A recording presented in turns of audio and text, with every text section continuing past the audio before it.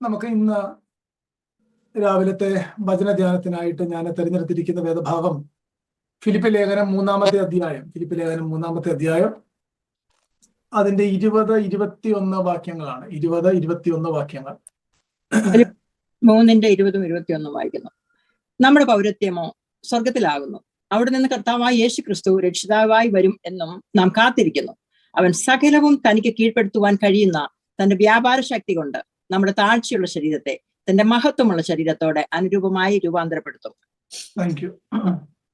നമ്മളിൽ പലർക്കും പരിചയമുള്ള ഒരു വേദഭാഗമാണ് 20-21 വാക്യം. നമ്മുടെ പൗരത്വമോ സ്വർഗത്തിലാകുന്നു. അവിടെ നിന്ന് കർത്താവായ യേശു ക്രിസ്തു രക്ഷിതാവായി വരും എന്ന് നാം കാത്തിരിക്കുന്നു. അവൻ സകലവും തനിക്ക് കീഴ്പ്പെടുത്തുവാൻ കഴിയുന്ന തന്റെ വ്യാപാര ശക്തി കൊണ്ട് നമ്മുടെ താഴ്ചയുള്ള ശരീരത്തെ തന്റെ മഹത്വമുള്ള ശരീരത്തോട് അനുരൂപമായി രൂപാന്തരപ്പെടുത്തും. റോമിലെ പ്രിസണിൽ കിടന്നുകൊണ്ട്, കാരാഗ്രഹത്തിൽ കിടന്നുകൊണ്ടാണ് അപ്പോസ്തലൻ ഈ എഴുത്ത് ഫിലിപ്പിയിലുള്ള ദൈവസഭയ്ക്ക് എഴുതുന്നത്. താൻ വളരെ സ്നേഹിച്ച, തന്നെ കാണാൻ ആഗ്രഹിച്ച ഒരു സഭയോട് വളരെ പ്രധാനപ്പെട്ട കാര്യങ്ങൾ പറഞ്ഞു വരുമ്പോൾ തന്റെ പേഴ്സണൽ ഇന്റേണൽ ടെസ്റ്റിമണിയാണ് 3-ാം അധ്യായത്തിനകത്ത് പറയുന്നത്. എങ്ങനെയാണ് ഒരുവൻ യഥാർത്ഥ രൂപാന്തരം വരുന്നത് എന്ന് 3-ാം അധ്യായത്തിനകത്ത് കാണാം. അപ്പോസ്തലൻ പറയുന്നത്, ഞാൻ വലിയ കാര്യമായിട്ട് ചിന്തിച്ചുകൊണ്ട് നടന്ന കാര്യങ്ങളെയൊക്കെ റബീഷായിട്ട്, ട്രാഷായിട്ട് കണക്കാക്കത്തക്കവണ്ണം ദൈവത്തിന്റെ ആത്മാവ് എൻ്റെ അകത്ത് വലിയ രൂപാന്തരം വരുത്തി. അതുകൊണ്ട് ഇനിയും ഞാൻ കർത്താവിന്റെ സന്നിധിയിലേക്ക് വളരെ വേഗത്തിൽ എത്താനായിട്ടുള്ള ഒരു ശ്രമമാണ്, അല്ലെങ്കിൽ അതിനായിട്ട് ഞാൻ മുന്നോട്ട് ഓടുകയാണ്. ഈ കാര്യങ്ങളൊക്കെ പറഞ്ഞു വരുമ്പോൾ തന്നെ കർത്താവിനെ സ്നേഹിക്കാത്ത, ദൈവവചനത്തെ ആ നിലയിൽ അതിന്റെ ഗൗരവത്തോടെ കാണാത്ത ഒരു ഗ്രൂപ്പ് ആളുകൾ ആ സഭയിൽ തന്നെ തനിക്ക് വേദനയായിട്ട് നിൽക്കുമ്പോൾ ഇങ്ങനെ പലവിധമായ ക്രൈസിസിലൂടെ പ്രിസണിൽ നിന്ന് പുറത്തു വരുമോ എന്ന് തനിക്ക് അറിയാനായിട്ട് കഴിയുന്നില്ല. താൻ വളരെ അധ്വാനിച്ച ഫിലിപ്പിയ സഭയിൽ പല നിലയിലുള്ള ആളുകൾ അവിടെ ഉണ്ട്. അധ്വാനത്തിനനുസരിച്ചുള്ള ഫലം എല്ലാവരിലും കാണുന്നില്ല. അങ്ങനെ പലവിധമായ കാര്യങ്ങൾ ഈ ലേഖനത്തിന്റെ പിന്നിലുണ്ട്. അങ്ങനെയുള്ള ഒരു സാഹചര്യത്തിൽ അപ്പോസ്തലൻ വളരെ പ്രധാനപ്പെട്ട ഒരു കാര്യം ഫിലിപ്പിയ സഭയോട് പറയുകയാണ്. നിങ്ങൾ ഈ ഫിലിപ്പിയിലാണ് താമസിക്കുന്നതെങ്കിലും ഒരു കാര്യം ഓർത്തോണം, നിങ്ങളുടെ പൗരത്വം സ്വർഗത്തിലാണ്. ഇതാണ് ഈ വാക്യത്തിനകത്തെ പ്രധാനപ്പെട്ട കാര്യം. ഞാൻ ഈ 2 വാക്യം അതിനകത്ത് എല്ലാ കാര്യങ്ങളും എക്സ്പ്ലെയിൻ ചെയ്യാനായിട്ട് ഈ രാവിലെ സമയം എടുക്കുന്നില്ല. ചില കാര്യങ്ങളിൽ നിന്നുകൊണ്ട് ചില വിഷയങ്ങൾ നിങ്ങളുടെ മുന്നിൽ ഒന്ന് പറയാമെന്നാണ് ഞാൻ വിചാരിക്കുന്നത്. വളരെ വളരെ ഗൗരവത്തോടെ ദൈവവചനത്തിലേക്ക് തന്നെ നിങ്ങൾ ആ കാര്യങ്ങൾ അന്വേഷിക്കുകയും, ഞാൻ ഈ പറയുന്ന കാര്യങ്ങൾ തിരുവെഴുത്തിനകത്ത് കൃത്യമായിട്ടുള്ളതാണോ എന്ന് നിങ്ങൾ ചിന്തിക്കുകയും ചെയ്യണം എന്ന് ഞാൻ ആരംഭത്തിൽ തന്നെ ഓർപ്പിക്കുന്നു. നോക്കൂ, ഇവിടെ ഈ വേദഭാഗത്തിനകത്തോട് ഞാൻ പറയാനായിട്ട് ആഗ്രഹിക്കുന്ന ഒരു 4-5 കാര്യമുണ്ട്. ഒന്ന്, ഒരു ടോപ്പിക് ഇട്ടിട്ട് ഞാൻ അതിനെ ഒന്ന് പറഞ്ഞിട്ട് ഓരോന്ന് വിവരിച്ചു തരാം. അതാകുമ്പം നിങ്ങൾക്ക് പെട്ടെന്ന് അത് മനസ്സിലാക്കാനായിട്ട് പറ്റും. അതിന്റെ പ്രധാനപ്പെട്ട കാര്യം എന്നുള്ളത് സ്വർഗീയ പൗരന്മാരുടെ സവിശേഷതകൾ എന്തൊക്കെയാണ്. സ്വർഗീയ പൗരന്മാരുടെ സവിശേഷതകൾ, അതാണ് ഈ വേദഭാഗത്തിലൂടെ നമ്മൾ ഒന്ന് വായിച്ചാൽ പെട്ടെന്ന് മനസ്സിലാക്കാനായിട്ട് കഴിയുന്ന കാര്യങ്ങളാണ്. ഒന്നാമത്തെ കാര്യം, ഈ ഓവറോൾ ലേഖനത്തെ ഞാൻ നിങ്ങളുടെ മുന്നിൽ പെട്ടെന്ന് കൊണ്ടുവരാനായിട്ട് പോവുകയാണ്. സ്വർഗീയ പൗരന്മാരുടെ ഒന്നാമത്തെ സവിശേഷത എന്നുള്ളത് അവരുടെ പേര് സ്വർഗത്തിലെ ജീവന്റെ പുസ്തകത്തിൽ ഉണ്ടായിരിക്കും. അവരുടെ പേര് ആ സ്വർഗത്തിലെ രജിസ്റ്ററിൽ ഉണ്ടായിരിക്കും എന്നുള്ളതാണ്. രണ്ടാമത്തെ സവിശേഷത, അവരുടെ language, they speak the language of the kingdom of heaven in the fallen world. ഈ നശിച്ചുകൊണ്ടിരിക്കുന്ന ഈ ലോകത്തിൽ, അല്ലെങ്കിൽ വീണുപോയ ഈ ലോകത്തിൽ അവരുടെ ലാംഗ്വേജ് ദൈവീകമായിരിക്കും, സ്വർഗീയമായിരിക്കും എന്നുള്ളതാണ്. മൂന്നാമത്തെ കാര്യം, their value system is that of the kingdom. അതിനെങ്ങനെ പറയാം, അതിന് മറ്റൊരു നിലയിൽ പറഞ്ഞാൽ അവരെപ്പോഴും ദൈവീക നിയമങ്ങൾ അനുസരിക്കാനായിട്ടായിരിക്കും അവരുടെ ആഗ്രഹം. മറ്റൊരു നിലയിൽ പറഞ്ഞാൽ they obey the laws of heaven. ഭൂമിയിലെ നിയമങ്ങളെക്കാൾ അവരുടെ പ്രാധാന്യതയും അവരുടെ താല്പര്യവും ദൈവിക നിയമങ്ങൾക്ക് പ്രാധാന്യത കൊടുക്കുക എന്നതാണ് മൂന്നാമത്തെ കാര്യം. നാലാമത്തേത്, their loyalty always towards heaven and God. അവരുടെ കൂറ്, അവരുടെ താല്പര്യം, അവരുടെ ഇഷ്ടം, അവരുടെ ആഗ്രഹം എല്ലാം സ്വർഗത്തോടും സ്വർഗത്തിലെ ദൈവത്തോടും ദൈവത്തോടുമായിരിക്കും. അഞ്ചാമത്തെ പ്രത്യേകത, they are looking about to the Lord's return. കർത്താവിന്റെ വരവിനായിട്ട് അവര് കാത്തിരിക്കും. ഈ 5 ക്വാളിഫിക്കേഷൻ ആണ് സ്വർഗീയ പൗരന്മാരുടെ സവിശേഷതകളായിട്ട് ഞാൻ നിങ്ങളോട് പറയാനായിട്ട് പോകുന്നത്. ഇതെല്ലാം ഒന്നും വിശദമാക്കാൻ സമയമില്ല എന്ന് നിങ്ങൾക്ക് അറിയാമല്ലോ. ഒന്നുകൂടെയും നോട്ട് ചെയ്യുന്നവർക്ക് വേണ്ടി പറയാം. ഒന്നാമത്തെ പ്രത്യേകത, അവരുടെ പേര് സ്വർഗത്തിലെ രജിസ്റ്ററിൽ ഉണ്ടായിരിക്കും. രണ്ടാമത്തെ പ്രത്യേകത, ഈ വീണുപോയ ലോകത്തിൽ അവരുടെ ലാംഗ്വേജ് ദൈവീകമായിരിക്കും. മൂന്നാമത്തെ പ്രത്യേകത, അവരുടെ ലോ എന്നുള്ളത് കേവലം ഈ ഭൂമിയിലെ നിയമങ്ങളല്ല, ദൈവവചനത്തിലെ നിയമങ്ങൾക്കായിരിക്കും അവർക്ക് പ്രാധാന്യത. നാലാമത്തെ കാര്യം, അവരുടെ ലോയൽറ്റി, അവരുടെ കൂറ്, അവരുടെ താല്പര്യം ദൈവത്തോടും സ്വർഗത്തോടും ആയിരിക്കും. അഞ്ചാമത്തെ കാര്യം, അവരുടെ കാത്തിരിപ്പ്, അവിടെ നിന്ന് അവരുടെ രക്ഷകൻ വരും എന്നുള്ളതായിരിക്കും. ഈ 5 ക്വാളിഫിക്കേഷൻ ആണ് ഒരു ട്രൂലി ബോൺ അഗെയിൻ ആയ സ്വർഗത്തിൽ പേരുള്ള ഒരു ദൈവ പൈതലിന്റെ സവിശേഷതകൾ.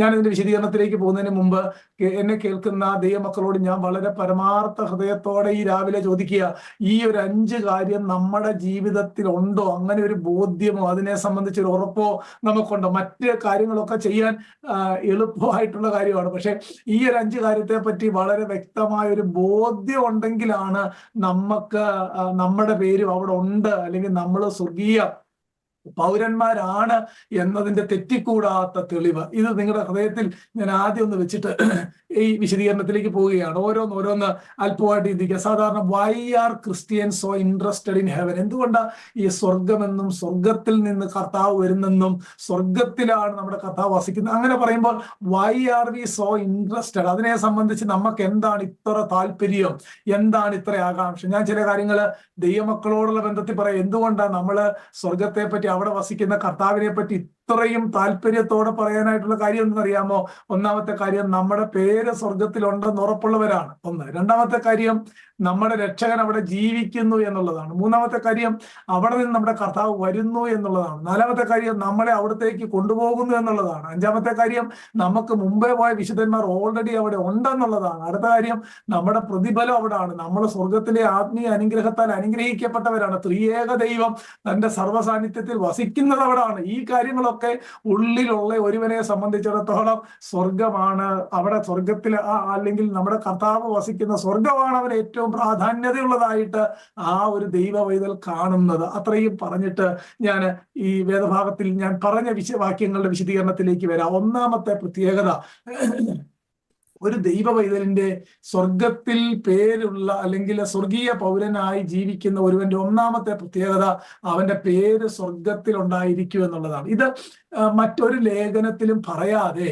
ഫിലിപ്പിയ ലേഖനത്തിൽ നിങ്ങളുടെ പേര് അല്ലെങ്കിൽ നിങ്ങൾ സ്വർഗീയ പൗരന്മാരായതുകൊണ്ട് സന്തോഷിക്കണം എന്ന് പറയുന്നതിനകത്ത് പരിശുദ്ധാത്മാവിന് വളരെ പർട്ടിക്കുലർ ആയിട്ടുള്ള ഒരു പർപ്പസ് ഉണ്ട്. എന്താണെന്ന് പറഞ്ഞിട്ട് ഞാൻ ഇതിന്റെ വിശദീകരണത്തിലേക്ക് വരാം. വളരെ ശ്രദ്ധയോടെ ഈ പറയുന്ന ഭേദഭാഗങ്ങൾ കേൾക്കണം. കേവലം നമ്മളിങ്ങനെ കേൾക്കുന്നവരായിട്ടല്ല, ഈ കേൾക്കുന്ന തിരുവെഴുത്തിനെ നമ്മുടെ ഹൃദയത്തിനകത്ത് സംരക്ഷിക്കുകയും, നമ്മൾ കൊലോസ്യ ലേഖനത്തിൽ വായിക്കുന്നില്ലേ, ദൈവത്തിന്റെ വചനം ഐശ്വര്യമായി നിങ്ങളുടെ ഹൃദയങ്ങളിൽ വസിക്കേണ്ടതിനും വായിക്കുന്നു. അങ്ങനെയെങ്കിൽ കേൾക്കുന്ന വചനത്തെ, ആ തിരുവെഴുത്തിനെ നമ്മുടെ അകത്തെ മനുഷ്യനിലേക്ക് ഒന്ന് പ്രവേശിക്കാൻ നമ്മളെ തന്നെ ദൈവത്തിന്റെ കരുണയ്ക്കായിട്ടൊന്ന് അപേക്ഷിച്ചു കൊടുത്തുകൊണ്ട് വേണം ഈ വചന പഠനം അല്ലെങ്കിൽ ഈ രാവിലെ ദൈവവചനം കേൾക്കാനായിട്ടായിരിക്കാൻ. അവിടാണ്. അല്ലാതെ നമ്മൾ എല്ലാ ദിവസവും ഇതിനായിട്ട് സമയം സ്പെൻഡ് ചെയ്യുന്നു, പക്ഷെ ജീവിതത്തിൽ യാതൊരു വിധമായ വ്യത്യാസവും ഉണ്ടാകുന്നില്ല, കർത്താവിന്റെ സ്വഭാവത്തോട് യാതൊരു വിധമായ അനുരൂപതയും ഉണ്ടാകുന്നില്ല, ദൈവത്തിന്റെ ക്രിസ്തുവിന്റെ തലയോളമുള്ള വളർച്ച പ്രാപിക്കുന്നതിനകത്ത് യാതൊരു വളർച്ച നമുക്ക് ഉണ്ടാകുന്നില്ലെങ്കിൽ രാവിലെ നമ്മളെപ്പോലുള്ളവർ ഇതിനകത്ത് വന്നിരിക്കുന്നത് കൊണ്ട് യാതൊരു പ്രയോജനമില്ല. അതുകൊണ്ടാണ് ഞാൻ പറയുന്നത്, ഈ കേൾക്കുന്നതിനെ നമ്മുടെ ഹൃദയത്തിൽ വസിക്കത്തക്കവണ്ണം ദൈവമേ അങ്ങനെ ഇടവരുത്തണമേ എന്ന് തമ്പുരാനോട് പ്രാർത്ഥിച്ചുകൊണ്ട് വേണം ഇരിക്കാനായിട്ട്. നോക്കൂ, ഒന്നാമത്തെ പ്രത്യേകത, സ്വർഗീയ പൗരന്മാരുടെ പേര് സ്വർഗത്തിലുണ്ടായിരിക്കും. ഞാൻ പറഞ്ഞല്ലോ, ഫിലിപ്പിയ സഭയ്ക്ക് അല്ലെങ്കിൽ ഫിലിപ്പിയ പട്ടണത്തിന്റെ ഒരു പ്രത്യേകതയുണ്ട്. ഫിലിപ്പിയ പട്ടണം ഇവിടെ വേല തുടങ്ങുന്നത് വളരെ അത്ഭുതകരമായ നിലയിലാണ്. ഫിലിപ്പിയ സഭയിൽ വേല തുടങ്ങുന്നത്, അല്ലെങ്കിൽ ഫിലിപ്പിയ സഭ ആരംഭിക്കാൻ അവിടെ വേല തുടങ്ങുന്നത്. കാരണം പോൾ ആസിയക്ക് പോകാനായിട്ടായിരുന്നു പ്ലാൻ ചെയ്തത്. ആസിയ, ആക്ട്സ് ചാപ്റ്റർ 16 നിങ്ങൾ വായിച്ചു നോക്കിയാൽ മതി. ആസിയക്ക് പോകാനായിട്ട് പ്ലാൻ ചെയ്തപ്പോൾ പരിശുദ്ധാത്മാവ് പറഞ്ഞു, ആസിയക്ക് പോകുന്ന യാത്ര ഇപ്പോൾ വേണ്ട, ആ യാത്ര പരിശുദ്ധാത്മാവ് വിലക്കുന്നു.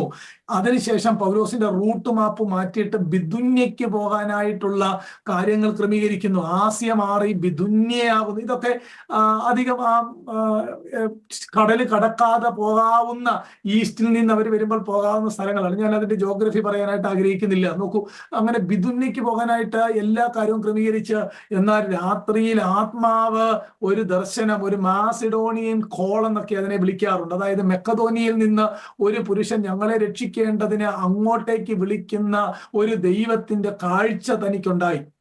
രാവിലെ ആയപ്പോഴത്തേക്ക് താൻ ആസിയയുടെ യാത്ര മാറ്റുന്നു, ബിദുന്യയുടെ യാത്ര മാറ്റുന്നു. അങ്ങനാണെങ്കിൽ തൻ്റെ യാത്രാ മാപ്പ് എല്ലാം തിരുത്തി ഓവർസീസ് ആയിട്ട് ആദ്യമായിട്ട് ഗോസ്പൽ മക്കദോന്യയിലേക്ക് പോവുകയാണ്, മാസിഡോണിയയിലേക്ക് പോവുകയാണ്. ഈ മക്കദോന്യയിലെ സഭകൾ എന്ന് പറയുമ്പോൾ നമ്മുടെ മനസ്സിൽ ഉണ്ടാകേണ്ട 2-3 കാര്യങ്ങളുണ്ട്. അവിടുത്തെ പ്രധാനപ്പെട്ട സ്ഥലങ്ങളാണ് ഫിലിപ്പി, അതുപോലെ തന്നെ തെസലോനിക്ക, ഈ ബെരോവ. ഈ 3 സ്ഥലങ്ങളെയാണ് മക്കദോന്യയിലെ സഭകൾ എന്ന് പൊതുവെ വിളിക്കുന്നത്. ഈ മാസിഡോണിയയിലേക്കുള്ള ആ മാസിഡോണിയൻ കോള് സ്വീകരിച്ച് ഇവരവിടെ ചെല്ലുന്നു. പ്രിയപ്പെട്ടവരെ, ആ ദൈവത്തിന്റെ പ്രവൃത്തി നിങ്ങൾക്ക് അറിയാമല്ലോ. അതായത് ഈ പറഞ്ഞ സ്ഥലങ്ങളൊക്കെ യൂറോപ്പാണ്. മാസിഡോണിയ യൂറോപ്പാണ്. അങ്ങോട്ടേക്ക് പോകാനായിട്ട് അപ്പോസ്തോലനോ തന്റെ കൂടെയുള്ളവർക്കോ അതിനെപ്പറ്റി യാതൊരു വിധമായ പ്ലാനോ റൂട്ട് മാപ്പോ തയ്യാറാക്കിയിരുന്നില്ല. എന്നാൽ വളരെ ദൈവത്തിന് തന്റെ സുവിശേഷം എല്ലായിടത്തും എത്തേണ്ടതിന് ചില യാത്രകൾ, ചില വഴികളെ അടച്ച്, ചിലയിടത്തേക്കുള്ള യാത്രകളെ തടഞ്ഞ് ഗോസ്പൽ യൂറോപ്പിലേക്ക് എത്തുകയാണ്. അങ്ങനെയാണ് വാസ്തവത്തിൽ നമ്മുടെയൊക്കെ ഇടയിലേക്ക് ഈ ട്രൂ ഗോസ്പൽ എത്താൻ കാരണം അന്നത്തെ തടസ്സങ്ങളിലൂടെ അപ്പോസ്തലൻ യൂറോപ്പിലേക്ക് യാത്ര ചെയ്തുകൊണ്ടാണ്. അങ്ങനെ അവർ യാത്ര ചെയ്ത് എത്തുന്ന സ്ഥലമാണ്, യാത്ര ചെയ്ത് അവര് മാസിഡോണിയയിലെ പ്രധാന പട്ടണമായ ഫിലിപ്പിയിൽ എത്തി എന്നാണ് വായിക്കുന്നത്. അവിടെ ഒരു ചർച്ച് ആരംഭിക്കും, നമുക്കറിയാം. അവിടെ ഒരു ലുദിയ ആ ചർച്ചിലുണ്ടായിരുന്നു, ഒരു ജയിലർ ആ ചർച്ചിലുണ്ടായിരുന്നു. അതുപോലെ മിക്കവാറും ചില ആളുകളൊക്കെ പറയുന്നത് അനുസരിച്ച് വെളിച്ചപ്പാടത്തിയായിരുന്ന ആ സ്ത്രീ ആ ചർച്ചിലുണ്ടായിരുന്നു. അങ്ങനെ ഒരു മൾട്ടി കൾച്ചറൽ ആയ ഒരു പല കാറ്റഗറിയിലുള്ള ഒരു രക്താംബരം വിൽക്കുന്ന ലുദിയ, അതുപോലെ ഒരു റോമൻ ഗവൺമെന്റ് ജോലി ചെയ്യുന്ന ഒരു പട്ടാള കുടുംബം, അല്ലെങ്കിൽ ഒരു ജയിലറും കുടുംബം, അവിടുത്തെ സാധാരണ ലൈഫ് നയിക്കുന്ന ഒരു ലോക്കൽ ലേഡി, ഇങ്ങനെയുള്ള സാധാരണ ആളുകളെ കൊണ്ട് തുടങ്ങിയ ഒരു സഭയാണ്. അങ്ങനെ വളരെ കഷ്ടതയുടെ, വേദനയുടെ നടുവിലാണ് ആ സഭ ആരംഭിക്കുന്നത്. നോക്കൂ, ഫിലിപ്പിയിലെ ദൈവമക്കളോട് ചില വർഷങ്ങൾക്ക് ശേഷം ലേഖനം എഴുതി. പരിശുദ്ധാത്മാവിനാൽ അപ്പോസ്തലൻ പറയുന്ന വാക്കിതാണ്: നമ്മുടെ പൗരത്വം, നിങ്ങളുടെ പൗരത്വം സ്വർഗത്തിലാകുന്നു എന്ന്. നമ്മുടെ പൗരത്വമോ സ്വർഗത്തിലാകുന്നു. എന്താ ഈ ഫിലിപ്പിയ സഭയോട് നിങ്ങളുടെ പൗരത്വം അല്ലെങ്കിൽ നമ്മുടെ പൗരത്വം സ്വർഗത്തിലാകുന്നു എന്ന് പറയുമ്പോൾ ഒരു പ്രത്യേകത ഉണ്ടെന്ന് ഞാൻ പറഞ്ഞല്ലോ. ഇവര് താമസിക്കുന്നത് ഫിലിപ്പിയിലാണെങ്കിലും ഇവര് റോമൻ സിറ്റിസൺസ് ആണ്. ഒന്നുകൂടെ പറഞ്ഞാല്, ഇവർക്ക് നമ്മുടെ നേരെ പറഞ്ഞ നമ്മൾ ഇന്ത്യക്കാരാണെങ്കിലും പലരും ഹോൾഡ് ചെയ്യുന്ന അമേരിക്കൻ പാസ്പോർട്ട് ആണെന്ന് പറഞ്ഞ പോലെ ഇവര് താമസിക്കുന്നത് റോമിൽ നിന്ന് 1000 മൈലോളം ദൂരെയാണ്. 1000 മൈലോളം ദൂരെ താമസിക്കുന്ന ഈ ഫിലിപ്പിയ കോളനിക്കാർക്കുള്ള ഒരു സ്പെഷ്യൽ പ്രിവിലേജ് ആണ് അവർക്ക് റോമൻ പൗരത്വമുണ്ട്. അന്നത്തെ കാലത്തെ ആളുകൾ ഏറ്റവും അധികം ആഗ്രഹിക്കുന്ന 2 കാര്യമാണ്. ഒന്ന്, ഒരു റോമൻ പിതാവിന്റെ മകനായിട്ട് ജനിച്ചിരുന്നെങ്കിൽ. രണ്ടാമത്തെ കാര്യം, റോം ഒരിക്കലെങ്കിലും പോയൊന്ന് വിസിറ്റ് ചെയ്തിരുന്നെങ്കിൽ. ഇങ്ങനെ 2 കാര്യം അവർ ആഗ്രഹിക്കുമായിരുന്നു എന്നാണ്. എന്നാൽ ഫിലിപ്പിയിലെ ആളുകൾക്ക് ഉള്ള പ്രത്യേകത എന്ന് പറഞ്ഞാൽ, ഫിലിപ്പിയിലെ ആളുകൾ അവർ ജനിക്കുന്നത് ഫിലിപ്പിയിലായതുകൊണ്ട്, അതൊരു റോമൻ കോളനി ആയതുകൊണ്ടും അവർ റോമൻ സിറ്റിസൺസ് ആണ്. അങ്ങനെ മാനുഷികമായിട്ട് നോക്കിയാൽ വളരെ പ്രിവിലേജ്ഡ് ആയിട്ടുള്ള, റോമൻ സിറ്റിസൺ ആയിട്ടുള്ള, റോമൻ ലോ അനുസരിക്കേണ്ട എല്ലാ പദവികളുമുള്ള ഒരു ചെറിയ കോളനിയാണ് ഫിലിപ്പിയ കോളനി. അവിടാണ് ഈ ദൈവസഭയുടെ ആരംഭം. അവര് റോമിനെ സംബന്ധിച്ച് വളരെ വളരെ പുകഴ്ന്നുകൊണ്ടിരുന്നപ്പോൾ, മറ്റൊരു നിലയിൽ പറഞ്ഞാൽ ഞങ്ങൾ റോമാക്കാരാണ്. ആക്സ് 16 തന്നെ വായിക്കുന്നുണ്ട്, റോമാക്കാരായ നമ്മുടെ ഇടയിൽ അവർ വന്നു എന്ന നിലയിൽ എക്സ്പ്ലെയിൻ ചെയ്യുന്നൊരു കാര്യം അവിടെ ഉണ്ട്. റോമിൽ നിന്ന് 1000 മൈൽ ദൂരെയാണെങ്കിലും അവർ റോമാക്കാരായതുകൊണ്ട് റോമിനെ പറ്റിയുള്ള പ്രൗഡും അതിന്റെ പ്രൈഡും ഒക്കെ അവർക്കുണ്ടായിരുന്നു.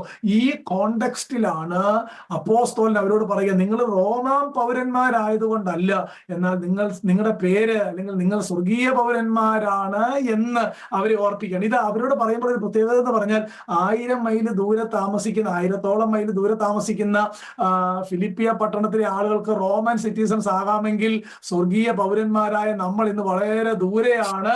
നമ്മൾ താമസമിന നമ്മുടെ നാട്ടിൽ ചെല്ലും എന്ന പ്രതീക്ഷയോടെയാണ് ഈ വാക്യം ഇവിടെ പറയുന്നത്. നിങ്ങൾക്ക് ഞാൻ ആ പറഞ്ഞ കോണ്ടെക്സ്റ്റ് അല്പമെങ്കിലും മനസ്സിലായി കാണുമെന്ന് വിചാരിക്കുന്നു. നോക്കൂ, അങ്ങനെ ഇതാണ് റോമാക്കാരോട് ഈ കാര്യം, അല്ലെങ്കിൽ ഫിലിപ്പിയിലെ റോമാക്കാരോട് ഈ കാര്യങ്ങൾ പറയുമ്പോൾ അവർക്ക് വളരെ പെട്ടെന്ന് കാര്യം മനസ്സിലാക്കാനായിട്ട് കഴിയും. നോക്കൂ, ഒന്നാമത്തെ പ്രത്യേകത നമ്മുടെ പേര് അവിടെ എഴുതിയിരിക്കുന്നു എന്നുള്ളതാണ്. നമ്മുടെ പേര് ഇവിടെ ഇരിക്കുന്ന ദൈവമക്കളോട് ഞാൻ ചോദിക്കട്ടെ, രക്ഷിക്കപ്പെട്ട് കർത്താവിന് വേണ്ടി ജീവിതം സറണ്ടർ ചെയ്ത, കർത്താവിനെ വിശ്വസിച്ച ആളുകളുടെ പേര് സ്വർഗത്തിലെ രജിസ്റ്ററിലുണ്ട്. അതുകൊണ്ടാണ് ഈ അങ്ങനെ ഒരു രജിസ്റ്റർ ഉണ്ട്, നമ്മുടെ പേര് അവിടെ ഉണ്ട് എന്ന നിലയിൽ പഴയ നിയമം മുതൽ പല വേദഭാഗങ്ങളിൽ ഭക്തന്മാർ ആ നിലയിൽ പറയുന്നുണ്ട്. അത് പുതിയ നിയമത്തിൽ മാത്രമുള്ള കാര്യമില്ല. മോശ എഴുതിയ പുസ്തകത്തിനകത്തും എൻ്റെ പേര് ആ പുസ്തകത്തിലുണ്ട്, അത് മായ്ച്ചു കളയണം എന്ന നിലയിൽ ആ ഭക്തൻ ഒരു പ്രത്യേക സാഹചര്യത്തിൽ ദൈവസന്നിധിയിൽ അപേക്ഷിക്കുന്നതായിട്ട് നമുക്ക് കാണാം. സങ്കീർത്തനത്തിൽ നമ്മൾ വായിക്കുന്ന വാക്യങ്ങൾ അതുപോലെ തന്നെ സങ്കീർത്തനത്തിനകത്ത് ജീവന്റെ പുസ്തകത്തിൽ നിന്ന് അവരെ മായ്ച്ചു കളയണമേ, നീതിമാന്മാരോടുകൂടെ അവരെ എഴുതരുതേ എന്ന് ഒരു ഭക്തൻ അല്ലെങ്കിൽ പാടുന്നതായിട്ട് നമുക്ക് സങ്കീർത്തനത്തിൽ കാണാം. ദാനിയേലിന്റെ പ്രവചന പുസ്തകത്തിനകത്ത് വളരെ അനുഗ്രഹിക്കപ്പെട്ട വാക്യമുണ്ട്, അന്ന് നിന്റെ ജനം പുസ്തകത്തിൽ എഴുതിയിരിക്കുന്ന ഏവനും തന്നെ രക്ഷ പ്രാപിക്കും. അതായത് പഴയ നിയമ വിശുദ്ധന്മാർക്ക് പോലും സ്വർഗത്തിൽ പേരുള്ളതിനെ പറ്റി ഒരു ബോധ്യമുണ്ടായിരുന്നു. ഇതിനെ അപ്പോസ്തലൻ പൗലോസ് ഫിലിപ്പി ലേഖനം 4-ാം അധ്യായത്തിനകത്ത് അതിന്റെ 3-ാം വാക്യത്തിൽ വളരെ മനോഹരമായിട്ട് പറയുന്നുണ്ട്, ജീവപുസ്തകത്തിൽ പേരുള്ള ക്ലെമന്റ് മുതലായ എന്റെ കൂട്ടുവേലക്കാരുമായി ആ സ്ത്രീകൾ എന്നോടുകൂടെ സുവിശേഷ ഘോഷണത്തിൽ പോരാടിയിരിക്കുന്നു. മീനിങ് ജീവപുസ്തകത്തിൽ ഓൾറെഡി പേരുണ്ട് എന്നാണ് ആ വേദഭാഗത്ത് നമ്മൾ വായിക്കുന്നത്. പ്രിയപ്പെട്ടവരെ, ഇവിടെ നമ്മൾ മനസ്സിലാക്കേണ്ട കാര്യം, സ്വർഗീയ പൗരന്മാരുടെ ഒന്നാമത്തെ പ്രത്യേകത നമ്മുടെ പേരവിടെ ഉണ്ട് എന്നുള്ളതാണ്. നമ്മുടെ പേര്, എന്നെ കേൾക്കുന്ന ദൈവമക്കളോട് ഞാൻ ചോദിക്കട്ടെ, ട്രൂലി ബോൺ അഗെയിൻ ആണെങ്കിൽ, കർത്താവിനെ ഹൃദയത്തിൽ വിശ്വസിച്ച് വാഗൊണ്ട് ഏറ്റുപറഞ്ഞ് ജീവിതം കർത്താവിന്റെ വചനപ്രകാരം ഈൽഡ് ചെയ്യപ്പെട്ടവരാണെങ്കിൽ അവരുടെ പേര് സ്വർഗത്തിലെ രജിസ്റ്ററിലുണ്ട്. നമ്മളെ പറ്റി തിരുവനന്തപുരത്ത് എന്താണ് പറയുന്നത്?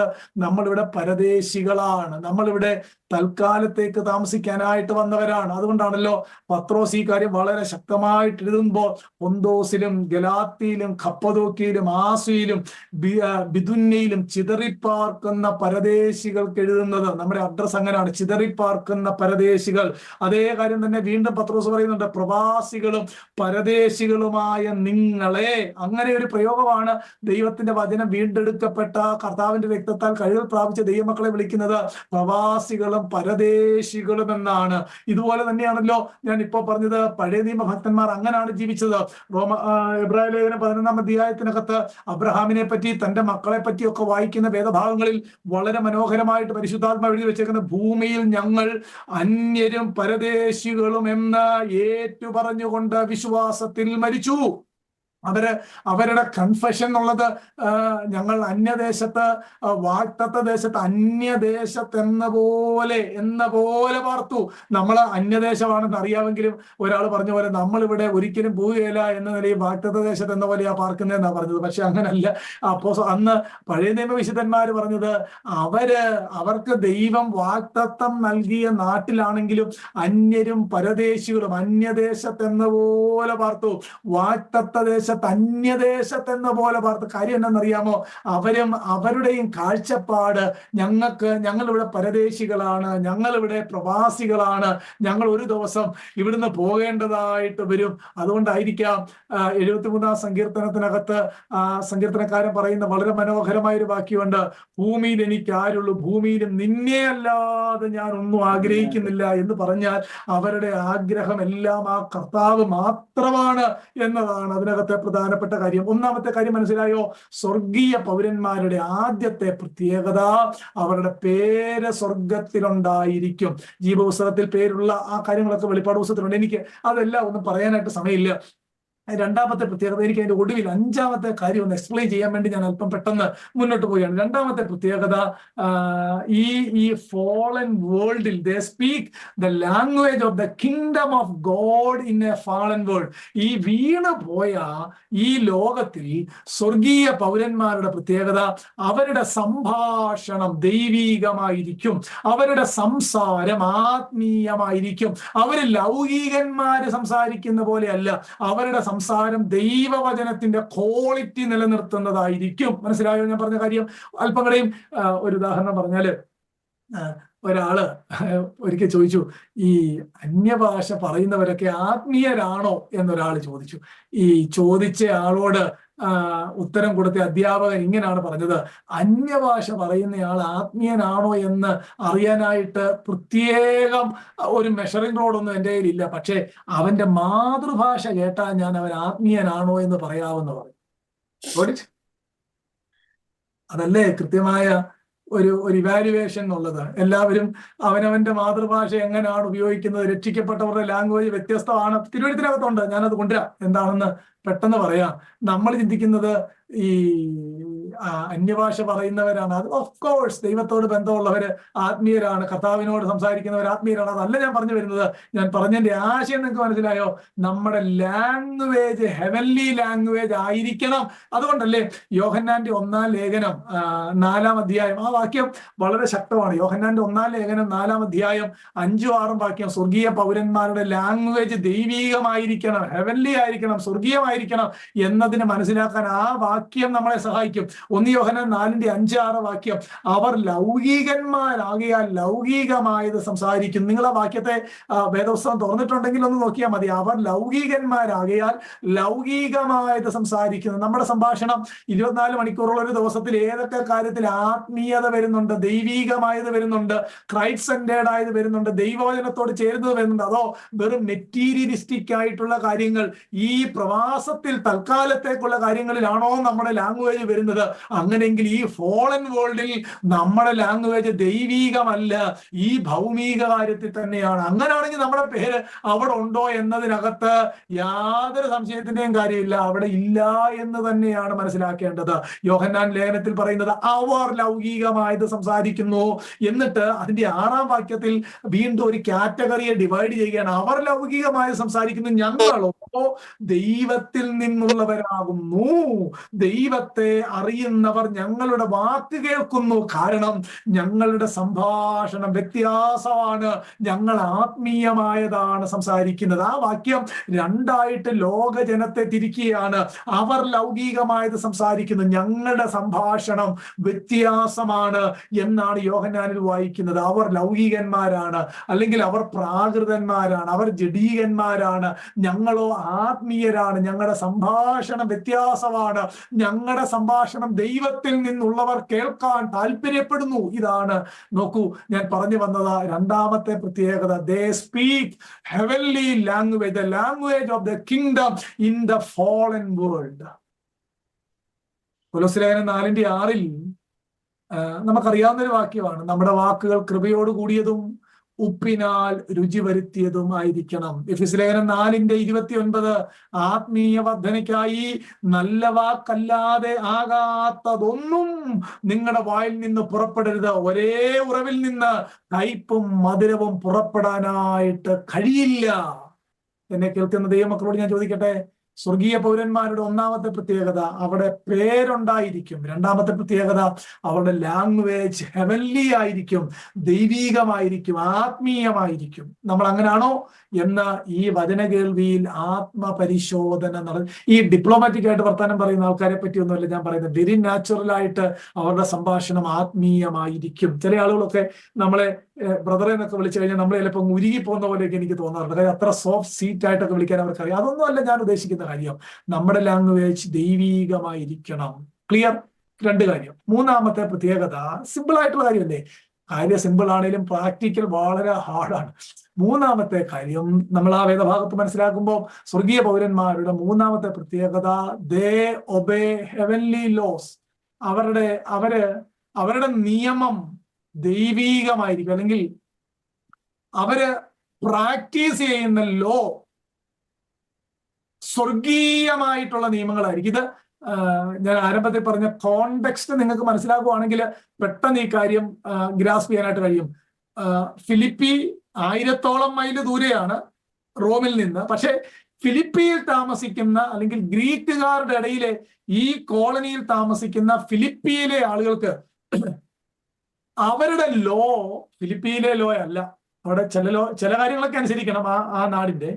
അവരുടെ ലോ റോമൻ ലോയാണ്. മനസ്സിലാവുന്നു? റോമിലെ ലോയാണ് ഫിലിപ്പിയ കോളനിയിൽ പ്രാക്ടിക്കലാകുന്നത്. ചില മിഡിൽ ഈസ്റ്റിലുള്ള ചില കൺട്രീസിലൊക്കെ നിങ്ങൾ പോയി കഴിഞ്ഞാൽ, പ്രത്യേകിച്ച് നേഴ്സുമാരായിട്ടൊക്കെ വന്നിട്ടുള്ള ചിലരെങ്കിലും ഈ അരാംകോയിലൊക്കെ ജോലി ചെയ്തിട്ടുണ്ടെങ്കിൽ അറിയാം. ഈ സൗദിയിലെ അരാംകോയിലൊക്കെ പോയിട്ടുണ്ടെങ്കിൽ, സൗദിയിലെ ആണ് ആ അരാംകോ എന്ന ആ കോളനി അല്ലെങ്കിൽ ആ ഒരു പ്രത്യേക സ്ഥലം, അവിടെ ജോലി ചെയ്യുന്ന ആളുകൾ താമസിക്കുന്നത്. അവർക്ക് ആ ഗേറ്റിനപ്പുറത്തോട്ട് കയറി കഴിഞ്ഞാൽ സൗദി അറേബ്യയിലാണ് അവർ താമസിക്കുന്നതെങ്കിൽ അവിടുത്തെ ലോ ഇവിടുത്തെ ലോയാണ്. ഈവൻ വണ്ടി ഓടിക്കുന്ന നിയമം പോലും ആ ക്യാമ്പസിൽ വ്യത്യാസമാണ്. അവിടുത്തെ വീട് പണിയുന്ന നിയമം ആ ക്യാമ്പസിൽ പുറത്തുള്ളവരിൽ നിന്ന് വ്യത്യാസമാണ്. അവിടുത്തെ ഡ്രസ് കോഡ് വ്യത്യാസമാണ്. എന്ന് പറഞ്ഞ പോലെ ഫിലിപ്പിയിലെ ആളുകൾ റോമൻ സിറ്റിസൺസ് ആണ്. അവർ താമസിക്കുന്നത് ഫിലിപ്പിയിലാണ്.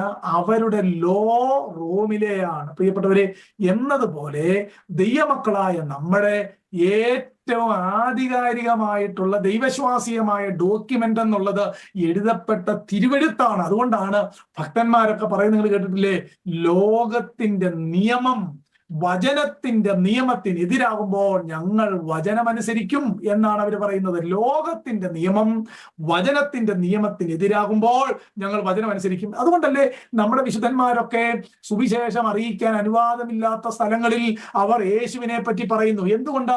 അത് 1-ാം നൂറ്റാണ്ടിലെ മാതൃകയാണ്. ഈ നാമത്തെ ഇനിയും ഈ പട്ടണത്തിൽ മിണ്ടരുത് എന്ന് പറഞ്ഞ അപ്പോസ്തലന്മാരെ ഉപദ്രവിച്ച് ജയിലിലടച്ചതിന് ശേഷം പറഞ്ഞയക്കുമ്പോൾ അവരെ പോകുന്ന വഴിയിൽ നസ്രായനാണ് ക്രിസ്തു, ഇവനാണ് മശിഹ എന്ന് പറഞ്ഞുകൊണ്ടാണ് അവർ പോയത്. കാരണം എന്താണെന്നറിയാമോ?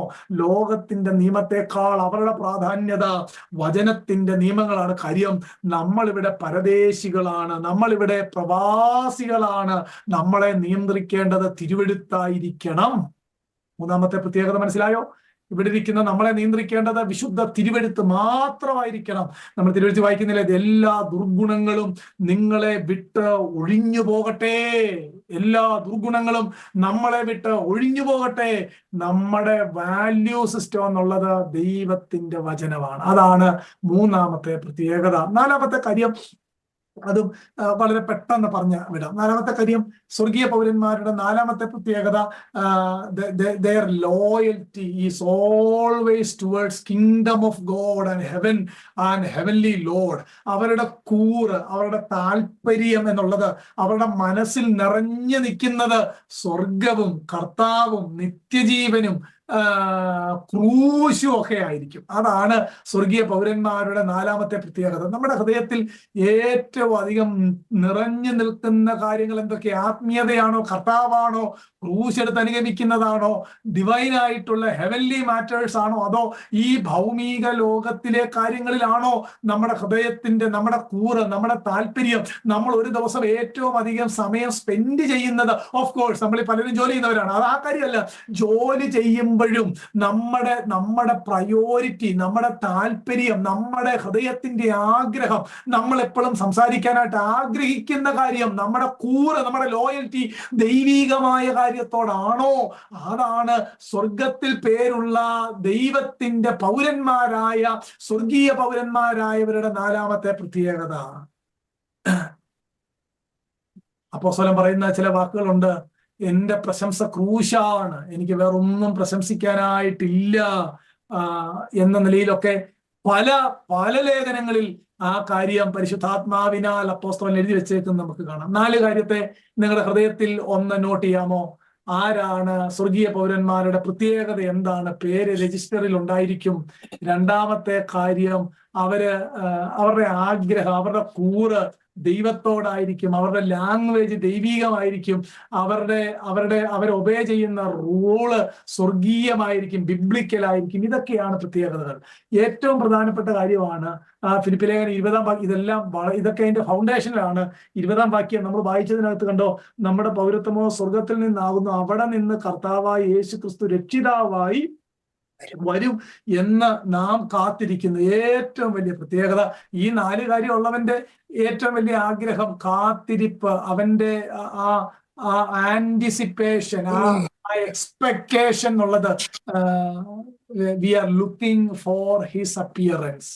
കർത്താവിന്റെ വരവിനായിട്ടുള്ള ഒരു എന്താ ആ ഒരു കാഴ്ച, ആ ഒരു വെയിറ്റിംഗോടെ, eagerly waiting for the appearance of Christ. കർത്താവ് വരാനായിട്ട് ആ വ്യക്തിയുടെ ഉള്ളിലെ താല്പര്യം എന്നുള്ളത്, ഞങ്ങളുടെ നാഥൻ വരുന്നു, അതിനായിട്ട് ഞങ്ങൾ കാത്തിരിക്കുന്നു. ഇതാണ് സ്വർഗീയ പൗരന്മാരുടെ ഏറ്റവും പ്രധാനപ്പെട്ട പ്രത്യേകത. ഞാൻ അതിനെ അല്പം ഒന്ന് വിശദമാക്കാനായിട്ട് പോവുകയാണ്. വളരെ പ്രാർത്ഥനയും ശ്രദ്ധയും വേണം. ഇന്ന് ഈ എനിക്കറിയാം ചില ദേവദാസന്മാരൊക്കെ വളരെ ശക്തമായിട്ട് ദൈവത്തിന്റെ ആലോചന പതിവിലും പണ്ടൊക്കെ ഇല്ലാഞ്ഞ നിലയിൽ വളരെ ശക്തമായിട്ട് ഈ പ്ലാറ്റ്ഫോമിലൂടെ ഒക്കെ അറിയിക്കുന്നതായിട്ട് വല്ലപ്പോഴും ഒക്കെ ഞാനും കേൾക്കാറുണ്ട്. നോക്കൂ, അതുകൊണ്ട് നമ്മളെ തന്നെ നമ്മൾ എങ്ങോട്ടാണ് നോക്കിയിരിക്കുന്നത്, നമ്മുടെ ഈഗർലി ആന്റിസിപ്പേഷൻ എന്താണ് എന്ന് ഒരു പരിശോധന നടത്തുകയും വേണം. തുടർന്നുള്ള കാര്യങ്ങൾ ഞാൻ നിങ്ങളുടെ മുന്നിൽ ചില വാക്യങ്ങളിലൂടെ വളരെ പെട്ടെന്ന് ചില കാര്യങ്ങൾ നിങ്ങളുടെ മുന്നിൽ പറയാനായിട്ട് പോവുകയാണ്. ഈ ലോങ്ങിങ്, ഈഗർ ആന്റിസിപ്പേഷൻ വിത്ത് പേഷ്യൻസ് എന്നൊക്കെയാണ് കാത്തിരിക്കുക എന്ന ആ പദം കൊണ്ട് അർത്ഥമാക്കുന്നത്. ഒരു ഭക്തൻ പറഞ്ഞത് ഇങ്ങനെയാണ്: a true Christian lives in the future tense. ഒരു യഥാർത്ഥ ക്രിസ്ത്യാനി ഭാവി നോക്കി ജീവിക്കുന്നവനാണ് എന്ന്, അല്ലെങ്കിൽ ഭാവിയിലേക്ക് ജീവിക്കുന്നവരാണ് എന്നാണ് ഒരുവൻ പറഞ്ഞത്. ഇവിടെ റോമലേഖനത്തിനകത്തൊരു വാക്യമുണ്ടല്ലോ, സൃഷ്ടി ദൈവപുത്രന്മാരുടെ വരവിനെ കാത്തിരിക്കുന്ന. അവിടെ ഉപയോഗിച്ചിരിക്കുന്ന ഒരു പദം ആ ലോങ്ങിങ്, കാത്തിരിക്കുക, വെയിറ്റിംഗ്. അതിന് ആ റോമലേഖനം 8-ാം അധ്യായത്തിനകത്ത് ഉപയോഗിച്ചിരിക്കുന്ന ആ പദത്തിന്റെ ഒരു അർത്ഥം പറഞ്ഞിട്ട് വിശദീകരണത്തിലേക്ക് പോകാം. ഈ രാത്രിയിൽ കാവൽ ചെയ്യുന്ന ആളുകൾ, കൃഷിഭൂമിയോ മറ്റ് യജമാനന്റെ വസ്തുക്കളോ നോക്കി നടത്തുന്ന രാത്രിയിലെ സെക്യൂരിറ്റി, രാവിലെ തന്റെ ജോലി തീർന്ന് തന്റെ ഭവനത്തിലേക്ക് പോകാനായിട്ട് കാത്തിരിക്കുന്ന പോലെ. അതിന് ഒരു കമന്റേറ്റർ വ്യാഖ്യാനിച്ചേക്കുന്നത് ഇങ്ങനെയാണ്: കിഴക്കേ ചക്രവാളത്തിൽ സൂര്യന്റെ കിരണങ്ങൾ ഉദിക്കുന്നത് നോക്കിയിരിക്കുന്ന രാത്രിയിലെ കാവൽക്കാരനെ പോലെയാണ് ഒരു true Christian. They are eagerly waiting for the appearance of Christ Jesus. പ്രിയപ്പെട്ടവരെ, നമ്മുടെ ഹൃദയത്തിൽ ഈ തിരുവെഴുത്തൊക്കെ വളരെ ഗൗരവമായിട്ട് വസിക്കേണ്ടതാണ് എന്ന് ഞാൻ നിങ്ങളെ പ്രബോധിപ്പിക്കുകയാണ്. ഇവിടെ പഴയ നിയമ വിശുദ്ധന്മാരും അങ്ങനെ തന്നെയാണ് ജീവിച്ചത്. അബ്രഹാമിനെ പറ്റി നമ്മൾ വായിക്കുന്നില്ല, കൂടാരത്തിൽ പാർത്തുകൊണ്ട് വാഗ്ദത്ത ദേശത്തിനായിട്ട് കാത്തിരുന്നു. They are eagerly waiting for the promised land. മോശയെ പറ്റി വായിക്കുന്നത് ക്രിസ്തുവിന്റെ നിന്ന വലിയ ധനം എന്ന് എണ്ണി. കാര്യം എന്നാ? He eagerly waiting for the coming of the kingdom. നമ്മുടെ കർത്താവിനെ പറ്റി നമ്മൾ എന്താണ് വായിക്കും? തന്റെ മുന്നിൽ വെച്ചിട്ടുള്ള സന്തോഷം ഓർത്ത് അപമാനം അലക്ഷ്യമാക്കി വരാൻ പോകുന്ന ഭാവിയിൽ എന്റെ ക്രൂശുമരണത്താൽ അനേകർ ദൈവരാജ്യത്തിന്റെ അംഗങ്ങളായി സ്വർഗത്തിൽ കാണുമെന്ന് തന്റെ മുന്നിൽ വെച്ചിരിക്കുന്ന സന്തോഷം കണ്ടുകൊണ്ട് അവരെല്ലാം ഭാവിയിലേക്ക് നോക്കിയാണ് അവരുടെ ജീവിതത്തിൽ തീരുമാനങ്ങൾ അവർ പ്രൊക്ലൈം ചെയ്തത് എന്നാണ് ഞാൻ ഈ പറഞ്ഞതിന്റെ അർത്ഥം. പ്രിയപ്പെട്ടവരെ, അങ്ങനെ ഒരു ലോങ്ങിങ് നമ്മുടെ ജീവിതത്തിൽ ഉണ്ടെങ്കിൽ അത് നമ്മുടെ ആത്മീയ വളർച്ചയുടെ ഒരു അളവുകോലും കൂടെയാണ്. ഞാൻ റിപ്പീറ്റ് ചെയ്യാം. അങ്ങനെ ഒരു ലോങ്ങിങ്, കർത്താവിന്റെ വരവിനെ പറ്റിയുള്ള ഒരു ചിന്ത, സ്വർഗീയ പൗരന്മാരാണെന്നുള്ള ബോധ്യം, സ്വർഗത്തോടാണ് എൻ്റെ ലോയൽറ്റി എന്ന സത്യം, ഇങ്ങനെയാണ് നമ്മൾ ജീവിക്കുന്നതെങ്കിൽ അത് നമ്മുടെ ആത്മീയ ജീവിതത്തിന്റെ വളർച്ചയുടെ ഒരു അളവുകോലും കൂടെയാണ്. ഞാൻ പറഞ്ഞ കാര്യം മനസ്സിലാവുന്നോ? എന്നാൽ ഈ ബോധ്യമൊന്നും ഇല്ലാതെ രാവിലെ എല്ലാവരും പ്രയർ ലൈനിൽ കയറുന്നതുകൊണ്ട് ഞാനും കയറുന്നു, എല്ലാവരും യോഗത്തിന് പോകുന്നു ഞാനും യോഗത്തിന് പോകുന്നു, എല്ലാവരും പാട്ട് പാടുന്നു ഞാനും പാട്ട് പാടുന്നു, എല്ലാവരും പാട്ട് പാടുമ്പോൾ കൈയടിക്കുന്ന ആൾക്കാർ കണ്ടാൽ എന്നെ ഓർക്കുമെന്ന് ഓർത്ത് ഞാനും കൈയടിക്കുന്നു. അങ്ങനെയുള്ളവരുമായിട്ട് ദൈവത്തിന് യാതൊരു ഇടപാടുമില്ല. ഞാൻ പറയുന്നത് ഈ സമയം കൂടെ പോയി കിടന്ന് ഉറങ്ങണം, അല്ലെങ്കിൽ 2 മണിക്കൂർ എക്സ്ട്രാ ജോലി ചെയ്ത് ആ പൈസ ബാങ്കിൽ ഇടണം എന്നാണ് എൻ്റെ അപേക്ഷ. ഞാൻ പറഞ്ഞ കാര്യം വല്ലതും മനസ്സിലായോ എൻ്റെ പ്രിയപ്പെട്ടവരെ? എന്താണ് യഥാർത്ഥ ലോങ്ങിങ്, യഥാർത്ഥ കാഴ്ചപ്പാട് എന്നത് നമ്മൾ മനസ്സിലാക്കേണ്ടത്?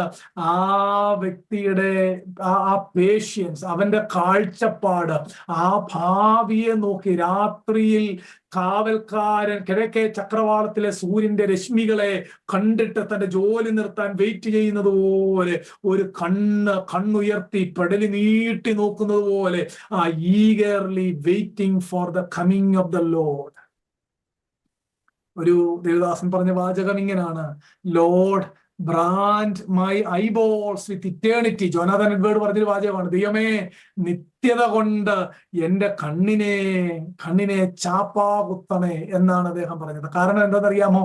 അങ്ങനെ ചാപ്പാ കുത്തുകയാണെങ്കിൽ എനിക്ക് എല്ലാ കാര്യങ്ങളും നിത്യതയുടെ നിത്യജീവന്റെ എന്റെ കർത്താവിന്റെ പെർസ്പെക്റ്റീവിൽ എനിക്ക് കാണാൻ കഴിയും. അതുകൊണ്ട് കർത്താവെ വരണമേ എന്ന് ഉള്ളിലൊരു തേങ്ങല് നമുക്കുണ്ടാകണം. അത് പ്രായമായവർക്ക് മാത്രം ഉണ്ടാകേണ്ടതല്ല, അത് രോഗികളായിട്ട് ബെഡ്ഡനായിട്ടുള്ള ആളുകൾക്ക് ഉണ്ടാകേണ്ടതല്ല.